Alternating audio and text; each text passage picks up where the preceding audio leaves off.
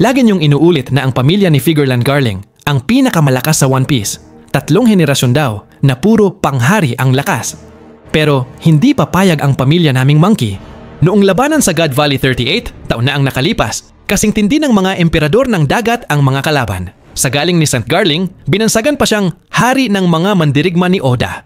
Halos kapantay niya sina Roger at Whitebeard.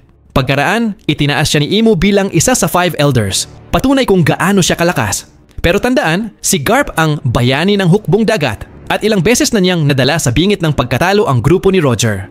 Si Rox na ni St. Garling ay hindi mapigil, napatumba lang dahil kay Garp. Kahit pinalaki ni Garp sina Luffy at Dragon na kontrabida sa mata ng pamahalaan, ni Imo hindi magawang galawin si Garp. Ibig sabihin, bahagyang mas mataas pa rin ang kabuuang lakas ni Garp kaysa kay St. Garling. Ngayon, si Shanks, pinuno ng Knights of God, sa isang atake lang muntik nang mapatay si Loki. Sa usapang haki, hindi rin siya pahuhuli. Sa kabuuan, kaunti lang ang agwat nila ni Dragon. Ang kinikilalang pinakamapanganib na kriminal, may lakas na pabagsakin ang mga Celestial Dragon. Ultimo martial arts at haki, pinung-pino si Dragon. May devil fruit pa siyang kumukontrol sa bagyo, kidlat at iba pang elemento. Literal na sakuna para sa kalaban.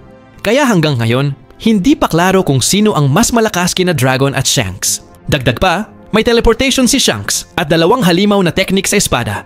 Kaya hindi sobra kung tawagin siyang pinakamalakas na lalaki sa ngayon. Samantala, si Luffy, bagamat bida at future Pirate King, kailangan pang hasain ang haki para banggain ang misteryosong immortalidad at mamaster ang makapangyarihang teknik sa espada. Oo, gising na ang Nika Fruit niya, pero hindi pa buo ang kontrol niya sa pinakamalakas na kapangyarihan sa mundo at minsan ay nauubusan pa siya ng gas. Sa madaling salita, mas malakas si Garp kaysa kay St. Garling. Kayang talunin ni Dragon si Shanks at bahagyang mas mahina si Luffy kay Shanks. Kaya pa ba niyong sabihin ang pamilya ni Figureland Garling ang pinakamalakas?